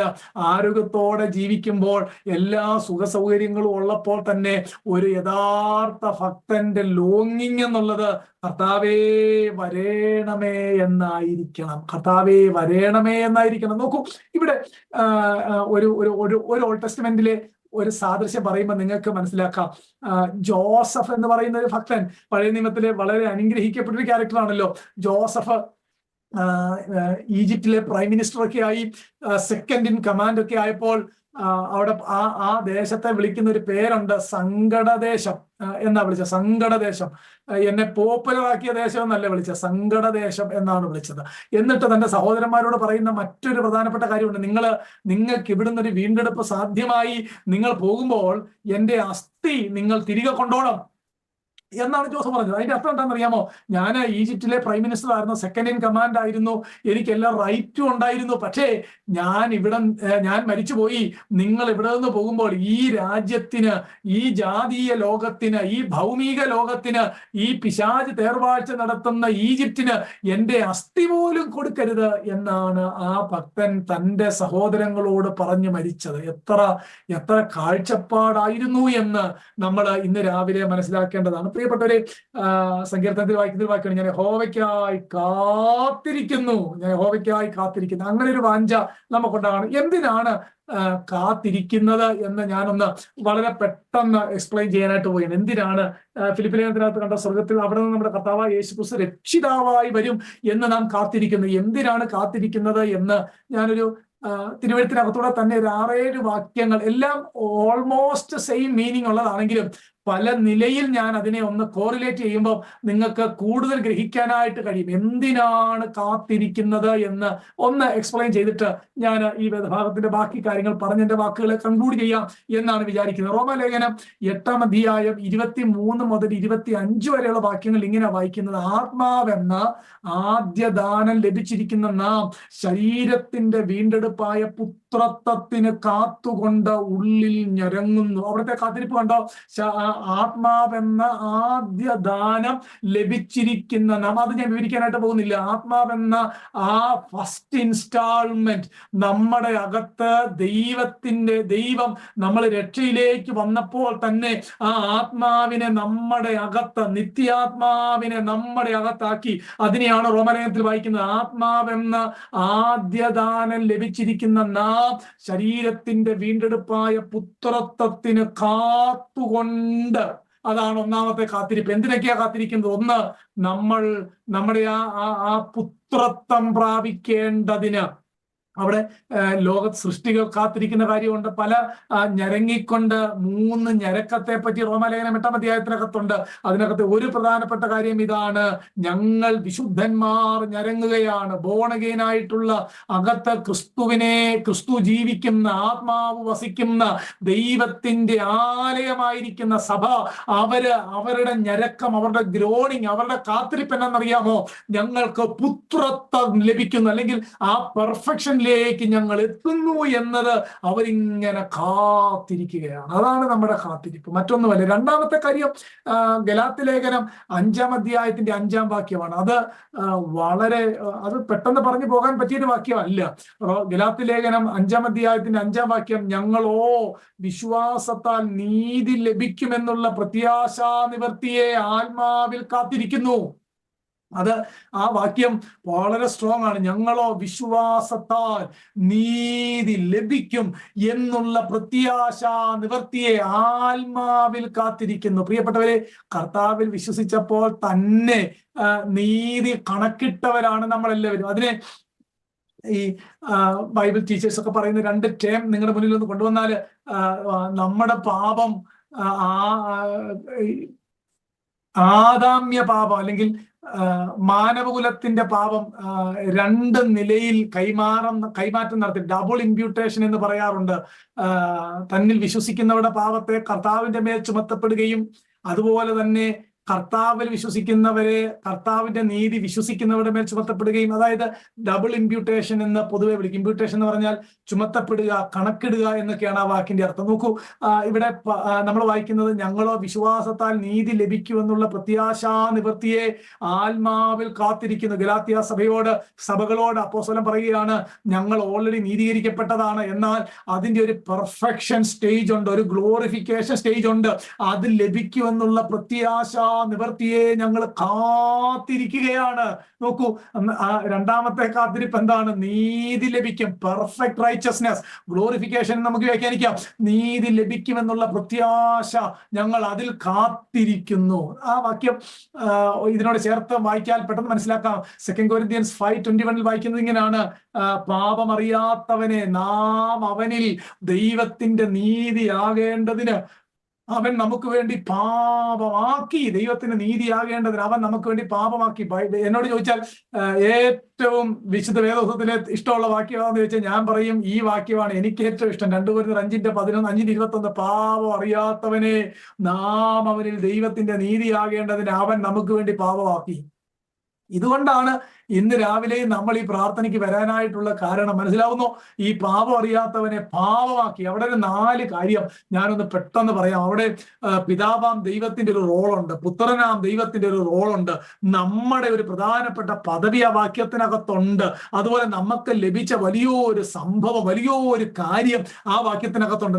പാപം അറിയാത്തവനെ നാം അവനിൽ ദൈവത്തിന്റെ നീതിയാകുക എന്ന് പറഞ്ഞാൽ, ശ്രദ്ധിച്ചോളൂ, അവിടെ ഒരു ബെനഫാക്ടർ ഉണ്ട്, അവിടെ ഒരു സബ്സ്റ്റിറ്റ്യൂട്ട് ഉണ്ട്, അവിടെ ഒരു ബെനഫിഷ്യറി ഉണ്ട്, അവിടെ ഒരു ബെനഫിറ്റ് ഉണ്ട്. 4 കാര്യം. ബെനഫാക്ടർ ഗോഡ് ദ ഫാദർ ആണത് സപ്ലൈ ചെയ്യുന്നത്.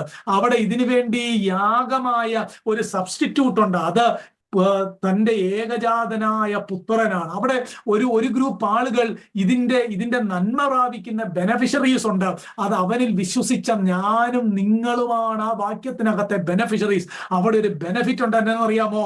നീതി എന്ന ബെനഫിറ്റ് വിശ്വസിക്കുന്നവർക്ക് ലഭിക്കുകയാണ്. അതാണ് നീതി ലഭിക്കുമെന്നുള്ള പ്രത്യാശാ നിവർത്തിയെ ആത്മാവിൽ കാത്തിരിക്കുന്നു, പുത്രത്വത്തിനായി കാത്തിരിക്കുന്നു, നീതി ലഭിക്കുമെന്നുള്ള പ്രത്യാശ നിവർത്തിയെ കാത്തിരിക്കുന്നു. 3-ാമത്തെ കാര്യം നമ്മൾ വായിച്ച ഫിലിപ്പി ലേഖനം 3-ാം അധ്യായത്തിൽ, അവിടെ നിന്ന് കർത്താവായ യേശു ക്രിസ്തു രക്ഷിതാവായി വരും എന്ന് ഞങ്ങൾ കാത്തിരിക്കുന്നു. 3-ാമത് നമ്മൾ കാത്തിരിക്കുന്നത് എന്തിനാണെന്നറിയാമോ? രക്ഷകൻ വരുന്നത് കാത്തിരിക്കുകയാണ്. രക്ഷകൻ വരുന്നത് കാത്തിരിക്കുന്നു. എവിടെ നിന്ന്? സ്വർഗത്തിൽ നിന്ന് നമ്മുടെ രക്ഷകൻ വരും എന്നതാണ് നമ്മുടെ കാത്തിരിപ്പ്. പ്രിയപ്പെട്ടവരെ, ആ രക്ഷകൻ ഒരിക്കൽ വന്നു, നമ്മളെ രക്ഷിച്ചു. എന്നാൽ തനിക്കായി കാത്തിരിക്കുന്നവരെ ചേർക്കാൻ രണ്ടാമതും പ്രത്യക്ഷനാകും. ഞാൻ പോയാൽ നിങ്ങളെ ഞാൻ ഇരിക്കുന്ന ഇടത്തിരുത്തേണ്ടതിന് രണ്ടാമത് വീണ്ടും വന്ന് നിങ്ങളെ ചേർത്തുകൊള്ളും. ഗലീല പുരുഷന്മാരെ, നിങ്ങൾ നോക്കി നിൽക്കുന്നത് എന്ത്? നിങ്ങളെ വിട്ട് സ്വർഗാരോഹണം ചെയ്തവൻ വീണ്ടും മടങ്ങി വരും. എന്താണ് വായിച്ചത്?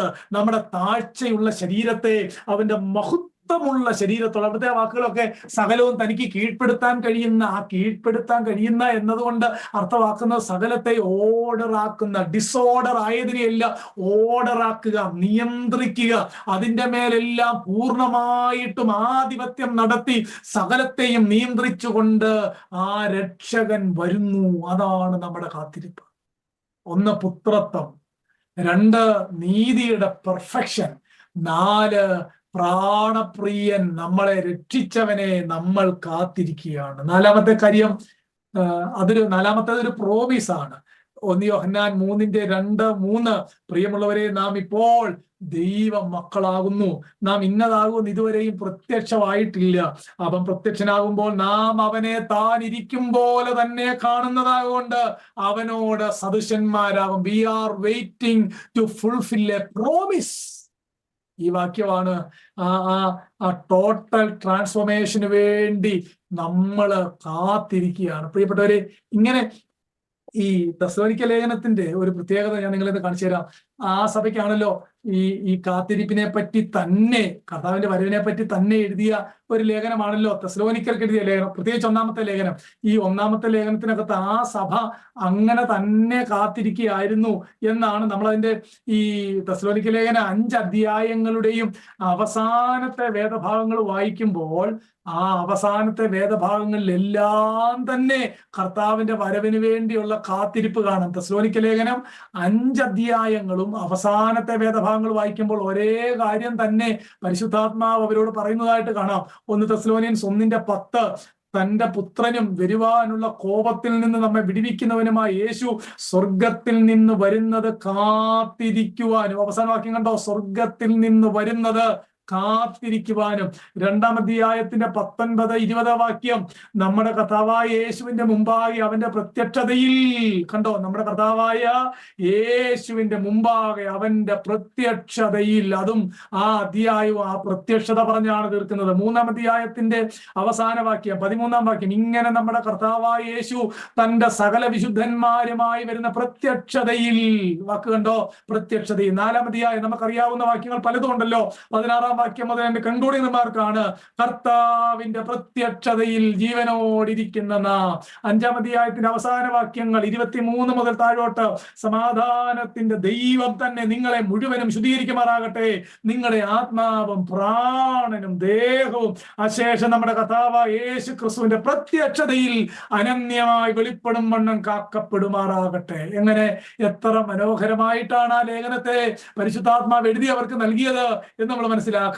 ആ പ്രോമിസിനായിട്ട്, പുത്രത്വത്തിന് കാത്തുകൊണ്ട്, നീതി ലഭിക്കും എന്നുള്ള പ്രത്യാശയോടെ, രക്ഷകനെ കാത്തുകൊണ്ട്, വാഗ്ദത്ത നിവർത്തി പൂർത്തീകരണത്തിനായിട്ട് കാത്തിരിക്കുന്നു. അങ്ങനെ നിരവധി കാര്യങ്ങൾ എനിക്ക് അവിടെ നിന്നുകൊണ്ടൊക്കെ പറയാനായിട്ട് കഴിയും. പക്ഷെ അത്രയും ഞാൻ എക്സ്പ്ലെയിൻ ചെയ്യാനായിട്ട് ആഗ്രഹിക്കുന്നില്ല. 1 പത്രോസ് 1:13 ഒരു വാക്യമുണ്ട്. 1 പത്രോസ് 1:13 പരിശുദ്ധാത്മാവ് എങ്ങനെയാണ് അവിടെ ഈ കാത്തിരിപ്പിനെ പറ്റി ഒരു പ്രയോഗം എഴുതി വെച്ചിട്ടുണ്ട്. ആകയാൽ നിങ്ങളുടെ മനസ്സുറപ്പിച്ച് നിർമ്മതരായി യേശു ക്രിസ്തുവിന്റെ പ്രത്യക്ഷതയിൽ നിങ്ങൾക്ക് വരുവാനുള്ള കൃപയിൽ പൂർണ്ണ പ്രത്യാശ വെച്ചുകൊള്ളുവിൻ. വാക്യം കണ്ട, വരുവാനുള്ള കൃപ, കാത്തിരിപ്പാണ് നമ്മുടെ വരുവാനുള്ള കൃപ. അവിടെ ഒരു 3 കാര്യം ഞാൻ നിങ്ങളുടെ മുന്നിൽ ഓർമ്മയിൽ ഒന്ന് കൊണ്ടുവരാം. ഞാനൊന്ന് പെട്ടെന്ന് നിങ്ങളിൽ നിന്ന് തന്നെ അത് ഒന്ന് ഓർത്തെടുക്കാനായിട്ട് കൊണ്ടുവരികയാണ്. ഇവിടെ കർത്താവിന്റെ വരവിനെ പറ്റി പറയുന്ന ഒരു പ്രയോഗം കണ്ടോ, വരുവാനുള്ള കൃപ. അതാണ് വരവ്, വരുവാനുള്ള കൃപ. നമ്മളെ രക്ഷിച്ചത് എങ്ങനെയാണ്? കൃപയാലല്ലോ, വിശ്വാസം മൂലം രക്ഷിക്കപ്പെട്ടു. അന്നേരം നമ്മളെ രക്ഷിച്ചത് കൃപയാണ്.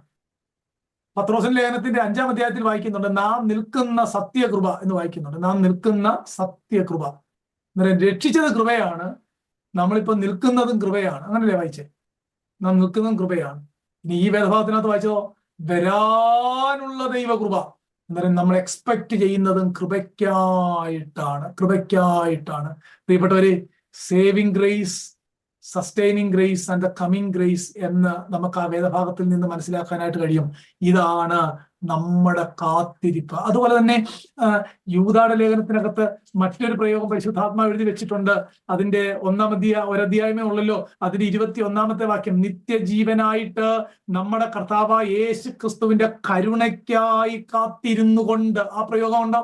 ഒന്ന് കൃപയ്ക്കായിട്ട് കാത്തിരിക്കുന്നു എന്ന് പീറ്റർ പറയുമ്പം, യേശുവിന്റെ സഹോദരനായ ജൂഡ് പറയുകയാണ് കരുണയ്ക്കായി കാത്തിരുന്നു കൊണ്ട്. എന്താ കരുണയ്ക്കായിട്ട് കാത്തിരിക്കുക എന്ന് പറഞ്ഞാൽ? ആ വാക്യത്തെയും നമുക്ക് ഒന്ന് വിശദമാക്കിയാൽ നമ്മളെപ്പറ്റി, നമ്മളെ രക്ഷയെപ്പറ്റി എഫീഷ്യൻസ് 2-ൽ വായിക്കുന്നത് കരുണാ സമ്പന്നനായ ദൈവമോ എന്ന് പറഞ്ഞില്ലേ? ആ വാക്യം പരിശുദ്ധാത്മാവ് എഴുതിയേക്കുന്നത് കരുണാ സമ്പന്നനായ ദൈവമോ. ലെമന്റേഷനിൽ ഇരമ്യ പ്രവാചകന്റെ ഒരു കരച്ചിൽ, ആ വിലാപങ്ങൾക്കകത്ത് ഇരമ്യാവ് പറയുന്നൊരു കാര്യമുണ്ട്, രാവിലെ തോറും നിന്റെ കരുണ പുതിയതല്ലോ യൂദാ പറയുന്ന കണ്ടോ, വരുവാനുള്ള കരുണയ്ക്കായിട്ട്. അവിടെയും 3 കാര്യം പരിശുദ്ധാത്മാവ് എഴുതി വെച്ചിട്ടുണ്ട് ഈ 3 വേദഭാഗങ്ങളിൽ. ഒന്ന്, കരുണാസമ്പന്നനാണ് നമ്മളെ രക്ഷിച്ചത്. അനുദിനം നമ്മൾ അനുഭവിക്കുന്ന പുതിയ കരുണയെന്നാണ് യെരമ്യാവ് ദൈവത്തിന്റെ പ്രവചനാത്മാവിൽ പറഞ്ഞേക്കുന്നത്. ഇവിടെ യൂദാ എന്ന യേശുവിന്റെ സഹോദരൻ പറഞ്ഞേക്കുകയാണ്, കരുണയ്ക്കായി കാത്തിരുന്നു കൊണ്ട്. അതിനൊരു കോണ്ടസ്റ്റ് കൂടെ ആ വാക്യത്തിനകത്തുണ്ട്. നിങ്ങളുടെ അതിവിശുദ്ധ വിശ്വാസത്തെ ആധാരമാക്കി ആത്മീയ വർധന പ്രാപിച്ചും പരിശുദ്ധാത്മാവിൽ പ്രാർത്ഥിച്ചും നിത്യജീവനായിട്ട് നമ്മുടെ കർത്താവായ യേശു ക്രിസ്തുവിന്റെ പ്രത്യക്ഷത കരുണയ്ക്കായി കാത്തിരുന്നും കൊണ്ട് ദൈവസ്നേഹത്തിൽ നിങ്ങളെ തന്നെ സൂക്ഷിക്കണം. എങ്ങനെയാ ദൈവസ്നേഹത്തിൽ സൂക്ഷിക്കുന്നത്? ഒരുവൻ എന്റെ വചനം പ്രമാണിക്കുന്നുവെങ്കിൽ എന്നെ സ്നേഹിക്കുന്നു എന്നാണ് യോഹന്നാൻ പറഞ്ഞത്. ഒരുവൻ ദൈവസ്നേഹത്തിൽ സൂക്ഷിക്കുക എന്ന് പറഞ്ഞാൽ ദൈവവചനം അനുസരിച്ച് ജീവിക്കുമ്പോഴാണ് അവനവനെ തന്നെ ദൈവസ്നേഹത്തിൽ സൂക്ഷിക്കാനായിട്ട് കഴിയുന്നത്. കരുണയ്ക്കായി കാത്തിരിക്കുക. പ്രിയപ്പെട്ടവരെ, ഈ നമ്മുടെ കർത്താവ് പറഞ്ഞ, ഭൂമിയിലായിരുന്നപ്പോൾ പറഞ്ഞ വളരെ പ്രധാനപ്പെട്ട 3 കാര്യങ്ങൾ, ഭാവിയിൽ നടക്കാൻ പോകുന്ന 3 കാര്യങ്ങൾ നമ്മുടെ കർത്താവ് വളരെ എടുത്തു പറഞ്ഞതായിട്ട് നമ്മൾ തിരുവെഴുത്തിൽ വായിക്കുന്നുണ്ട്. ഒന്ന്, നമ്മുടെ കർത്താവ് പറഞ്ഞു, ഞാൻ എൻ്റെ സഭയെ പണിയും.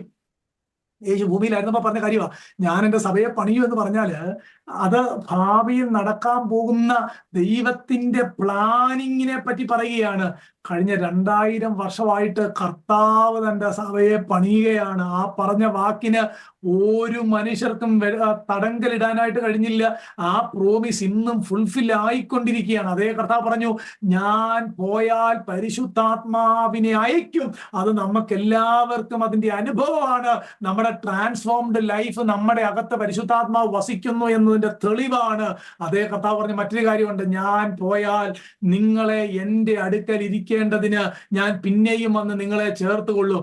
ആ 3 കാര്യത്തിൽ 2 കാര്യം വളരെ കൃത്യമായിട്ട് നടന്നതുപോലെ താമസം വിനാ നമ്മുടെ കർത്താവ് വരും എന്നാണ് യേശു പറഞ്ഞിട്ട് പോയത് എന്ന കാര്യം നമ്മൾ മറന്നു പോകരുത്. പ്രിയപ്പെട്ടവരെ, ഒരു കാര്യം കൂടെ പറഞ്ഞു ഞാൻ തൽക്കാലത്തേക്ക് നിർത്താം എന്നാണ് വിചാരിക്കുന്നത്. ഇവിടെ നമ്മളിങ്ങനെ കാത്തിരിക്കുന്നു. ഈ 2ാം വരവിനെ പറ്റി, കർത്താവിന്റെ വരവിനെ പറ്റി പറഞ്ഞിരിക്കുന്ന വേദഭാഗങ്ങളിലെല്ലാം ദൈവ മക്കളുടെ കടപ്പാടുകൾ പറഞ്ഞാണ് ആ വേദഭാഗങ്ങൾ അവസാനിപ്പിച്ചിരിക്കുന്നത്. ഞാൻ ഒന്നുകൂടെ പറയാം.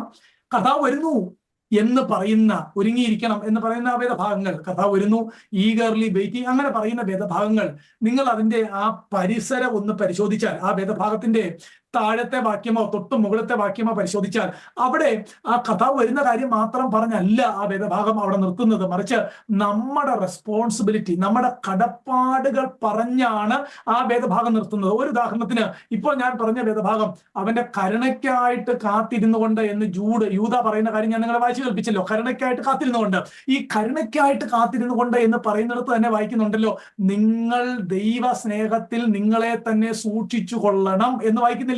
അതിവിശുദ്ധ വിശ്വാസത്തെ ആധാരമാക്കണം, ആത്മാവിൽ പ്രാർത്ഥിക്കണം, ദൈവ സ്നേഹത്തിൽ നിങ്ങളെ സൂക്ഷിക്കണം. 3 ഉത്തരവാദിത്തങ്ങൾ, 3 കടപ്പാടുകൾ അവിടെ പറഞ്ഞേക്കുകയാണ്. ഞാൻ ആ 3 കടപ്പാടുകളെ ഒരു 4-5 കാര്യം ഞാൻ മറ്റു വേദഭാഗങ്ങളിലൂടെ പെട്ടെന്ന് പറയാം. ഇവിടെ അതിവിശുദ്ധ വിശ്വാസത്തെ ആധാരമാക്കി ആത്മീയ വർധന പ്രാപിക്കണമെന്ന് പറഞ്ഞാൽ, അങ്ങനെ കർത്താവിന് വേണ്ടി സ്വർഗത്തിൽ പേരെഴുതിയിരിക്കുന്ന ആ പൗരന്മാരുടെ അതിവിശുദ്ധ വിശ്വാസത്തെ ആധാരമാക്കി ആത്മീയ വർധന ഡെയിലി പ്രാപിക്കണമെന്ന് പറഞ്ഞാൽ, ഇവിടെ പറയുന്ന അതിവിശുദ്ധ വിശ്വാസം തിരുവെഴുത്താണ്, ദൈവത്തിന്റെ വചനമാണ്. നമുക്ക് എന്നേക്കുമായിട്ട് നൽകിയിരിക്കുന്ന തിരുവെഴുത്തിന്റെ ആ തിരുവെഴുത്തിനെ ആധാരമാക്കി ആത്മീയ വർധന പ്രാപിക്കണം. പരിശുദ്ധാത്മാവിൽ പ്രാർത്ഥിക്കണം. Pray consistent with the holy spirit. പരിശുദ്ധാത്മാവിൽ പ്രാർത്ഥിക്കണം. 3ാമത്തേത് ദൈവസ്നേഹത്തിൽ നമ്മളെ സൂക്ഷിക്കണം, അനുസരിക്കുക, അതിനനുസരിക്കുക എന്നാണ് ആ വാക്കിന്റെ അർത്ഥം.